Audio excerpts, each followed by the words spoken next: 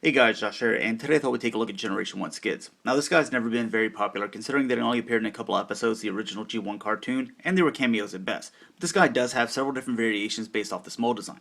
The first one being the original Diaclone, and it was named the Honda City R. It came in three different colors. You had the blue one, the red one, and the black one. It came with a scooter, this vehicle, this gun, this rocket launcher, and you also had this gun as well. Then you have the 84-85 Hasbro release, which was everything that you see here, except for in the rocket, the spring was released or removed for safety reasons. Then you have the 85 to card box set, which came with Sunstreaker and Buzzsaw, everything you see here, and the spring was added again. Then you have the O2 to card collection, which is the one that you see here, has everything with the spring. The O2 E Hobby Crosscuts, which was silver, came with a different head, a different hood, and it also came with a scooter. It also came in a 2-pack with a character named Road Rage, which was basically red tracks. Then you have the O4 Commemorative Series, which was everything you see here, but the spring was removed.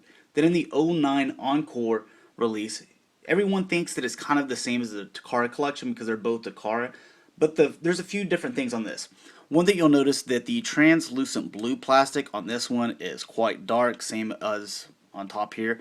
But in the Encore versions, it's a little bit lighter blue. Also, the Autobot emblem that you see right here, it's actually tamper-graphed on instead of being a sticker. The same thing with the tail lights back here, they're tamper-graphed on instead of being a sticker. And I believe that's it with that one. The only other one was a Melloway, and it came out in '09. You basically had Skids, which was green here, and then you also had Screech, which was the same design.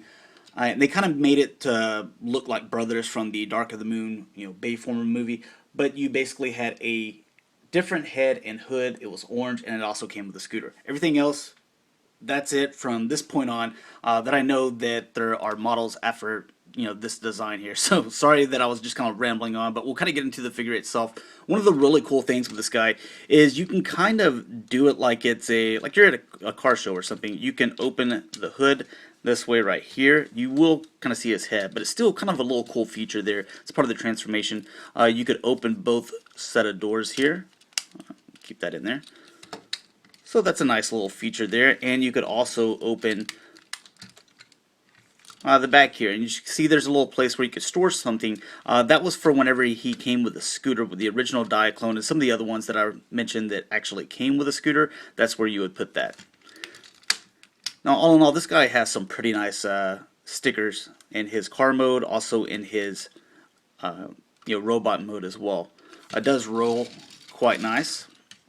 We'll set him there. I have one comparison that I'll show you. Here he is with Sideswipe. So as you can see, he's much smaller there, which he should be. A lot of people thought that this was like a little van, kind of like Ironhide and Ratchet, but it's actually a little hatchback Civic for back then. So it's supposed to be quite a bit smaller, but he is quite tall whenever you put him in robot mode, so we'll kind of get into that. Alright, so let's go ahead and get this guy transformed. First thing that we're going to do is pop these little doors out, as you can see right here. Very simple. Everything kind of starts coming apart. This little tab in there isn't that great to hold it in, but just kind of loosely comes out. You can bring these around, these little wheels, you can tuck those in, and just kind of bend those around. This will separate right here. There we go. And you kind of just get that adjusted. Alright, the next thing we're going to do, this little clip or clamp will come down right there on that red part of the waist. Come around here. Just make sure those doors stay open. Come down with these hands. We'll adjust those in a bit. Come out here with the head. Get this thing flip over here. There we go. And bend that down. And then with these, you can just adjust those however you want.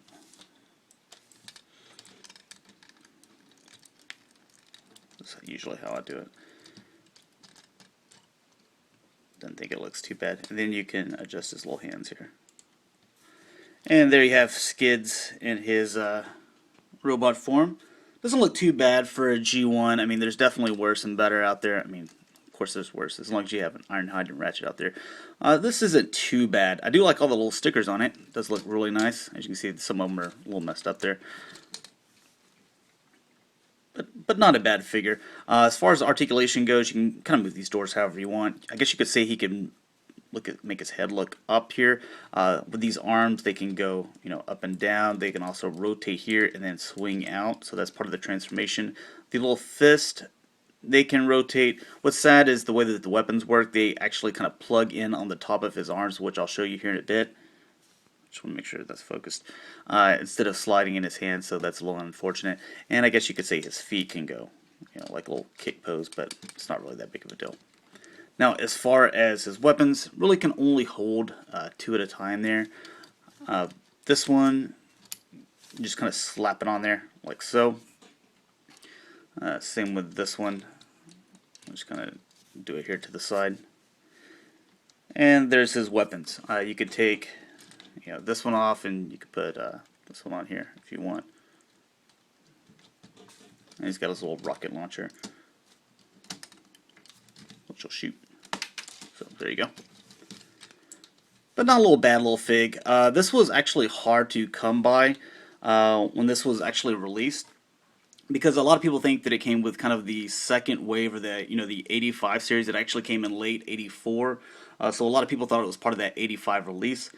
But this guy came in, I believe they said he was packed 1 to 2 cases. So that's why it was very hard to find him. And this is one of the guys that I never owned whenever I was a kid. And I didn't own it until I bought the Takara collection in 2002.